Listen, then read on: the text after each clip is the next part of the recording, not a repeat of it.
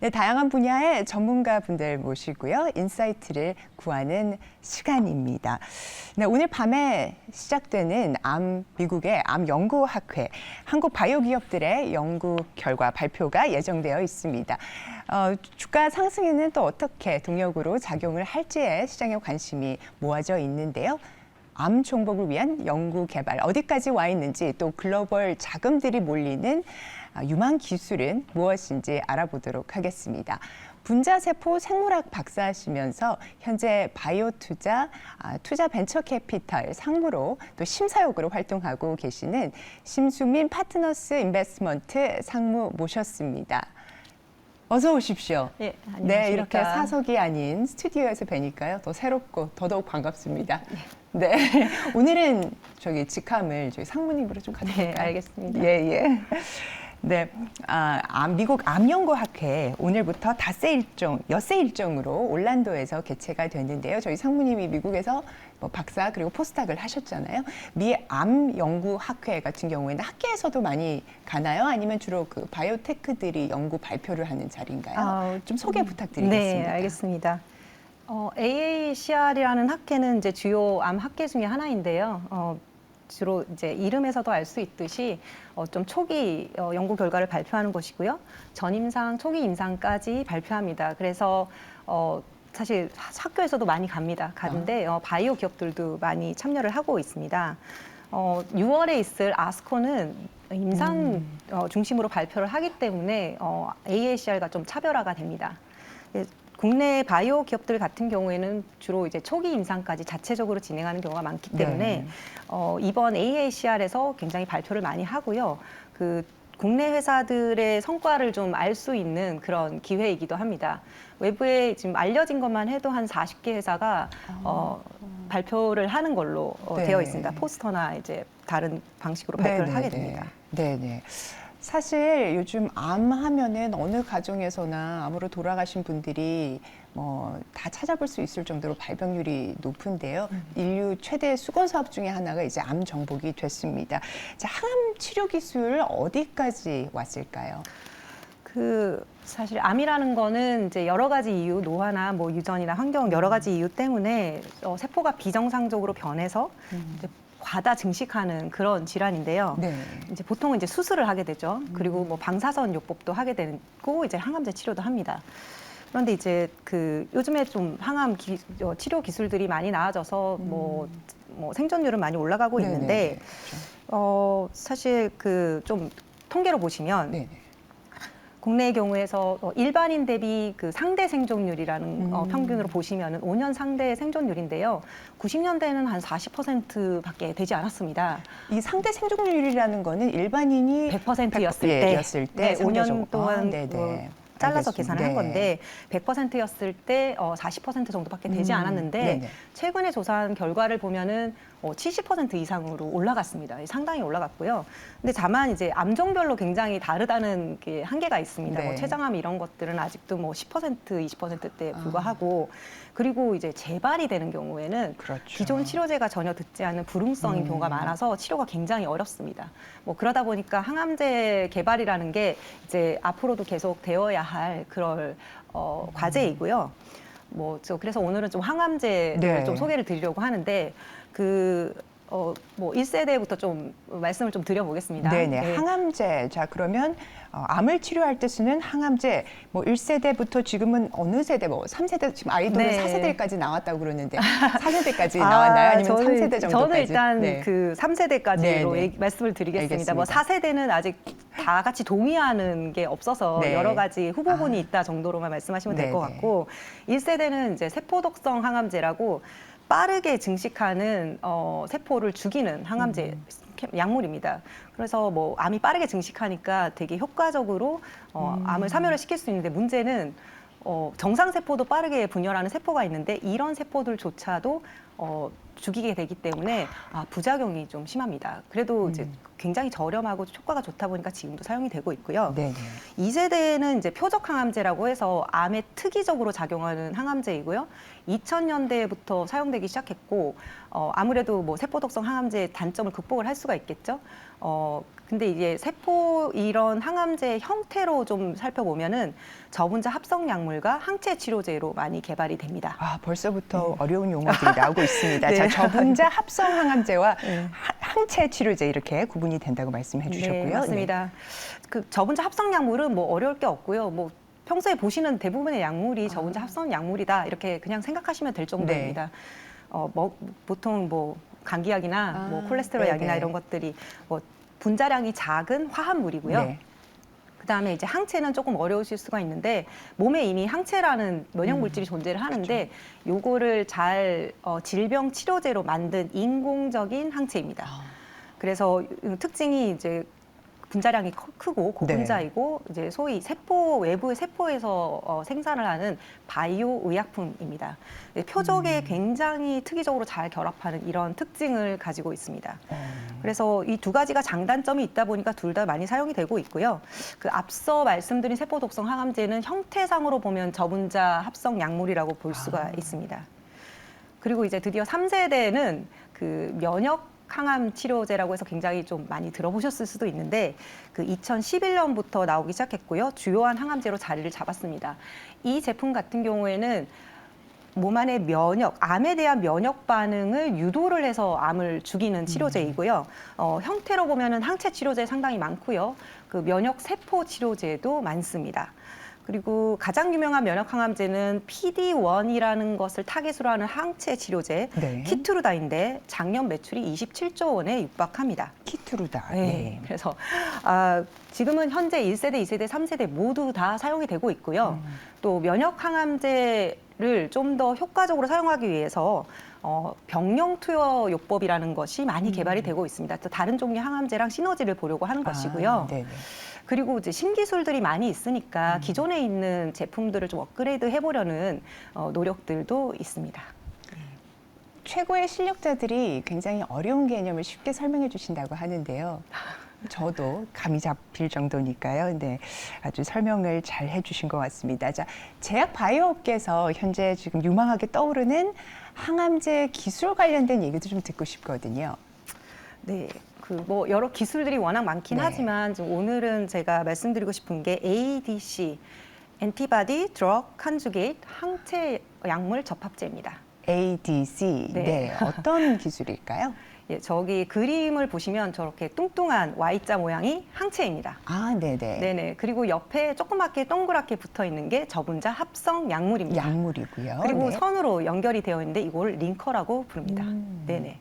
사실 이게 항체 약물 접합제 ADC입니다. 네네. 따라서 이제 항체 치료제와 저분자 합성 약물을 붙인 그런 결합 형태의 약물이고요. 아. 그러면 따로따로 넣는 것과 무슨 차이가 있겠냐 예. 이런 궁금증이 있으실 텐데 이게 약물이 붙어 있는 상태로 암까지 갑니다. 요 그대로 암까지 가게 되면은 그리고 암에 가서 그 저분자 합성 약물이 떨어져 나오게 됩니다. 네.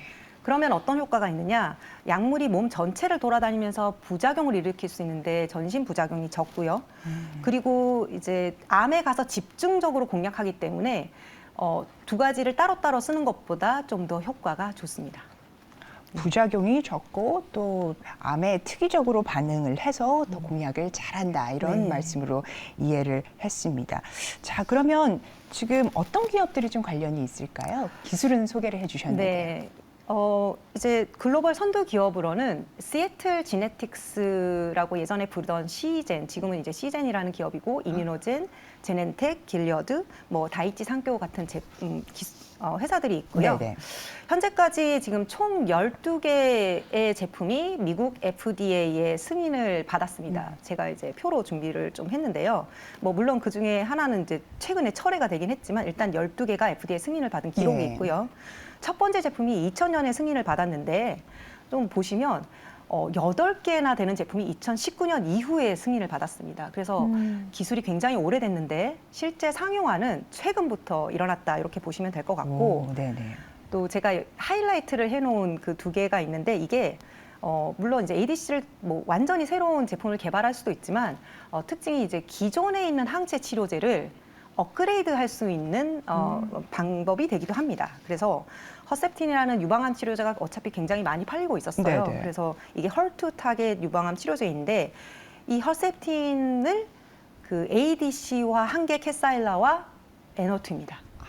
그리고 이게 제품이 지금 캐사일라는 작년에 한 2.5조 원 팔렸고 네네. 에너투는 지금 승인을 받은 지 얼마가 되지 않았는데 벌써 블록버스터 대열에 접어들어서 작년에 1.5조 원을 팔았고요. 네, 그리고 이제 앞으로도 더 많이 성장할 것으로 네. 기대를 합니다. 굉장히 효과가 좋습니다. 어마어마한 시장 네, 규모입니다. 지금 저희가 상무님이 준비해 주신 내용이 많아서 저희가 일단 그 다음 좀 기술로 좀 넘어가 보도록 하겠습니다. 네, 알겠습니다. 자, 새로운 개념의 항암제 기술 관련해서 또 관련 회사와 함께 소개를 해 주시면 좋을 것 같습니다. 네. 그 앞에서는 이제 이미 상용화가 많이 네. 된 기술을 좀 소개를 했고 지금 이제 상업화 본격화되는 기술이라면 표적 단백질 분해제라는 기술이 있는데 이 기술은 아직 상용화된 제품이 없고 임상 단계에 있습니다. 네네, 임상 단계에 있는. 네네네네. 네. 근데 형태로만 봤을 때는 사실 저분자 합성 약물입니다. 그런데 신기하게 표적 단백질을 보통은 저분자 합성 약물은 표적 단백질에 결합을 해서 활성을 억제하는데 표적 단백질 분해제 같은 경우는 이름 그대로 가서 분해해서 없애버립니다. 네. 그러면 기존의 저분자 합성 약물이라는 것은 실제 들어가서 활성화되는 걸 억제하는 개념이었다면 네, 맞습니다. 새로 나온 기술 같은 경우는 애초에 병을 유발하고 있는 단백질을 없애버린다. 네네. 억제하는 것이 아니라 없애버린다. 그러니까 네. 이제 상식적으로도 조금 더 효과가 있을 것 같은 느낌이 네. 들죠. 실제로도 그러하고요. 이제 다만 이제 자세한 작용 기전은 이제 세포 생물학이 좀 들어갑니다. 그래서 그냥 그것은 세포에 다음 기회에 듣도록. 그 다음 기회에 말씀드릴 수 있으면 좋겠고요. 네, 기업 관련된 이제 네네네. 말씀도 그래서 부탁드리겠습니다. 기업을 한번 말씀드려보면은 이제 나스닥 상장사로 있는 아비나스가 선두 기업입니다. 2013년에 설립이 되었고요. 지금 첫 번째 제품 에스트로겐 수용 분해제 요거는 지금 임상 3상 중입니다. 이것도 유방암 치료제입니다. 예. 그리고 이 제품은 이제 2년 전에 화이자랑 벌써 딜을 해서 큰 돈을 받은 바가 있고요.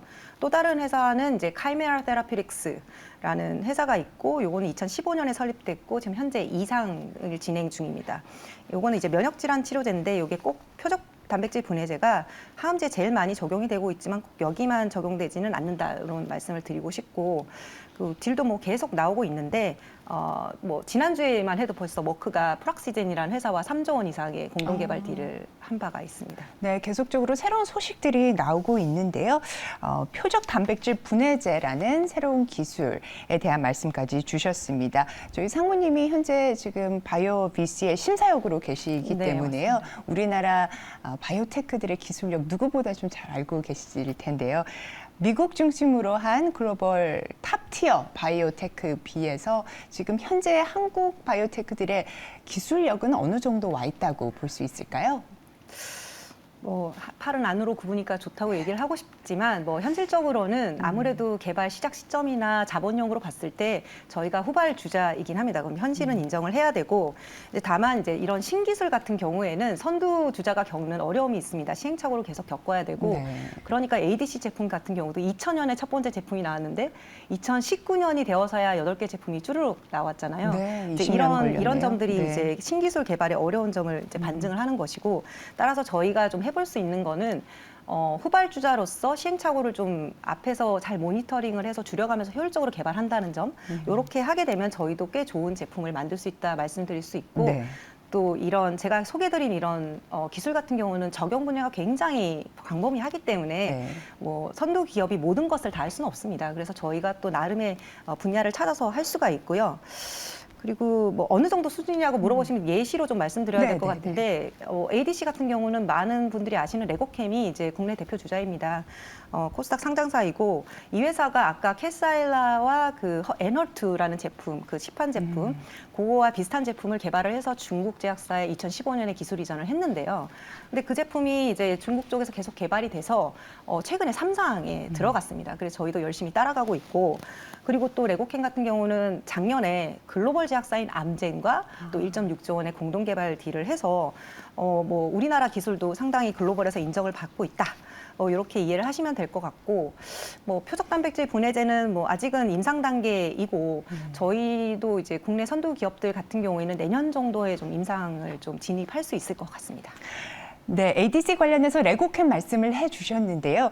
많은 시청자분들께서 관심 가져볼 만한 이 바이오 기업들도 좀 더 짚어주시면 좋을 것 같습니다. 네,